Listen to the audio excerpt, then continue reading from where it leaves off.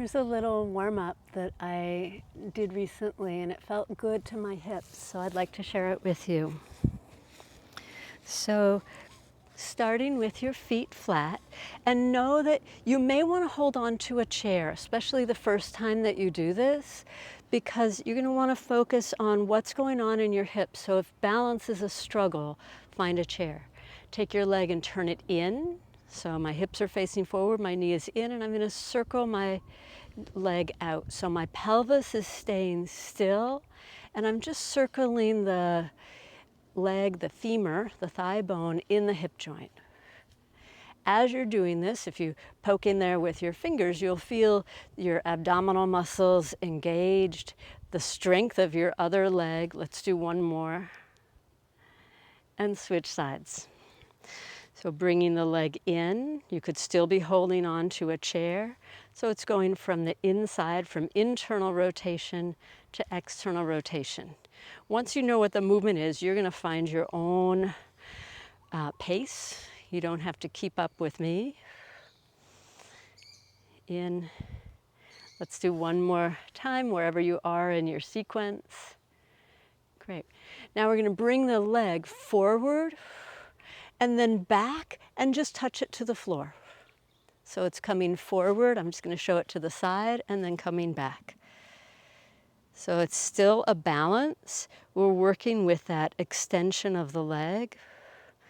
And holding onto a chair or the wall may be the way that you can find the most sense of the hip moving and not feeling worried about falling over. Other side.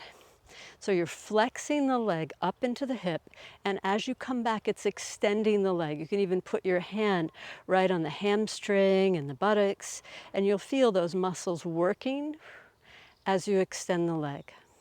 This is the movement of the hip in what's called the sagittal plane, the forward and back plane. Again, your pace might be a little different, but feeling how your hip feels. Finish that one. Now we're going to do the same thing, but we're going to stay back. It's the same beginning. It comes forward. Put the ball of your foot on the floor, bend both legs. And now squeeze the buttock of the back hip so that the front of your hip gets a stretch. You can even use your hands to open that up. So my back heel is up. I'm pressing that hip forward and opening the front of the hip by posterior pelvic tilt. I'm dropping the pelvis under and finding that stretch in the front. That's a place where we often get really tight because we sit a lot. Let's switch sides. You're going to bring the leg up. That's a good balance. And then bring it back. Bend both legs. Stretch that hip forward. Squeeze the buttock of the back leg. Open the front hip. And again, I often will use my hands to just remind the tissue that, you can open there. One side's sometimes tighter than the other. Again, the way that you'll find that opening is pressing the hip forward, tucking your tailbone under. Back leg can stay bent, so you're getting the stretch right through the front of the hip. Okay. Next side, we're going to bring the leg up so you have your moment of balance. Stretch your leg back. Now, the back leg will be straight. Bend your front leg.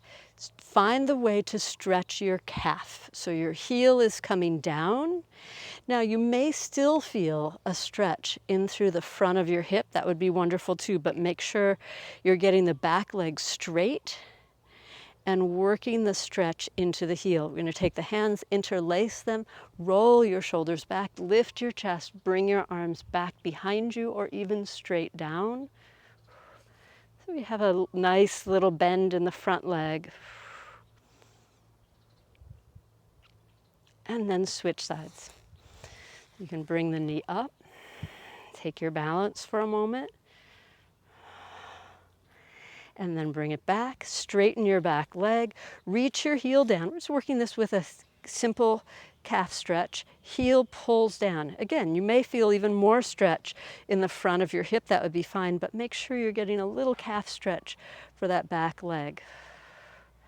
So find that angle. You can lift your chest.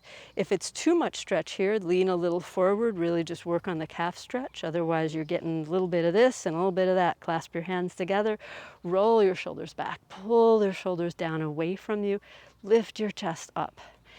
And you can squeeze the buttock of your back leg to help that front hip open up. Smile.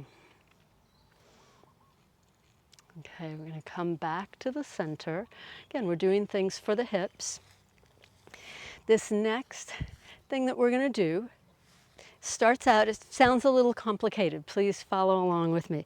You're going to bend one leg, and you're going to shift that hip forward, then to the side, then to the back. Let's do that again. That first leg, forward, side, and back. And then the other leg, it shifts forward, out to the side, and back. Then the first leg. It's making a figure 8. If this feels too complicated, if you don't get it, then just move your hips around. You can even circle your hips. Now, once you get it, you might be able to go a little quicker. So you're making that 8. I'm going to explain it one more time if you didn't quite get it. Otherwise, you're going to be just playing with it. You can go forward and back. Your knee bends, you go forward with your hip, side with your hip, and back with your hip. Then it goes across to the other leg. The other knee bends, you go side and back. And again, if this feels too complicated, if it's not fun, just circle your hips around. Otherwise, we're going to stay for another moment doing those figure 8s. This is good for getting some control in the pelvis and little stretches in through the hips. Okay, come back to the center. You're going to bend one leg. This, you might want to be on a chair. Just going to lift the hip and drop it down. Lift and drop.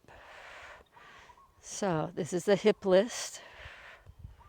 If you need to use your hand on a chair, totally fine. The strength should be coming from the leg that you're standing on. Let's switch legs. Get your foot off the ground. You're going to, using the strength of your standing leg, lift the other hip and drop it down. You could use your toe on the floor if you wanted.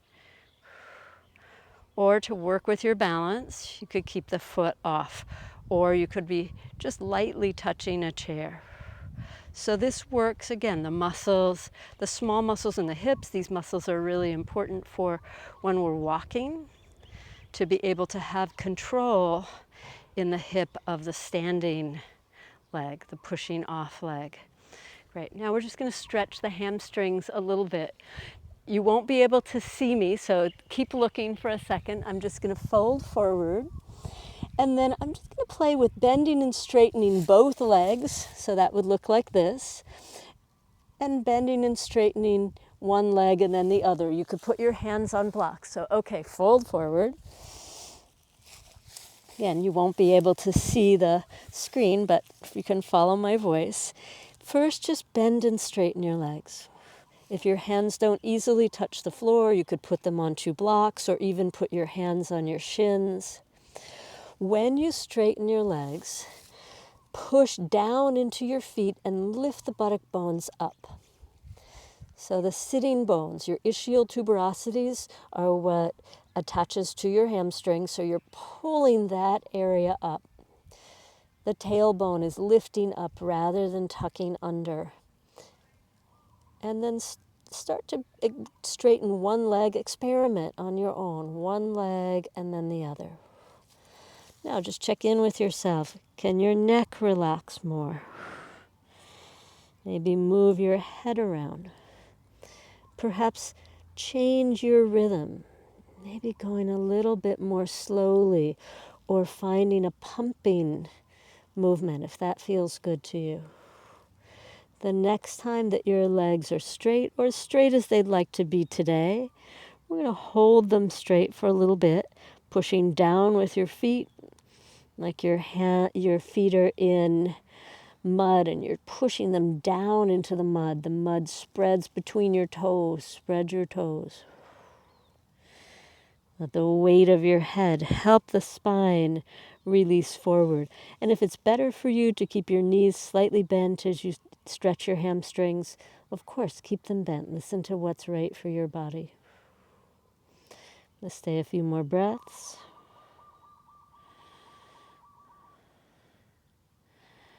Okay, I'm going to start coming up. Go ahead and come up with me. Bend your knees. And this time we're just going to roll up through the spine, rounding up. So we're unfolding, unfolding, unfolding. We're going to finish with a couple of hip hinges. So thumbs are going to be right at that hip crease with your back straight, perfectly flat. Start to come forward. Your knees could be slightly bent or straight until you go, okay, that's as far as I can go forward with my back flat. And then come back up. So we're working the hamstrings. When you come up, you're squeezing the top of the hamstrings, squeezing the buttocks, and look forward. So creasing forward. Maybe you'll even get to parallel with the ground and then coming back up. So your pelvis, when you're up, is vertical, and then you're bringing it more and more towards horizontal. You could put your hands on your back, make sure your back is not rounding. So we're using the hamstrings very actively, coming down and up. Last 2 times, let your arms dangle forward, but without rounding your back. So you'll have to pull your shoulder blades a little together, and then coming up, like you're carrying 2 kettlebells or 2 buckets of water, coming forward with your back very flat. So again, working an active hamstring stretch, and then coming back up. Okay, then come up onto the ball of one foot and the other. Just tread your feet a couple of times. And now come up onto the balls of your feet. We drop the heels down. 1, 2, for 5 of them. 3, 4. Just feeling that ground through your heels. And 5. Take a moment to close your eyes. Check in with your body. Perhaps this inspires you to do more movement. Go ahead and open your eyes, shake out, and hope that your day is beautiful.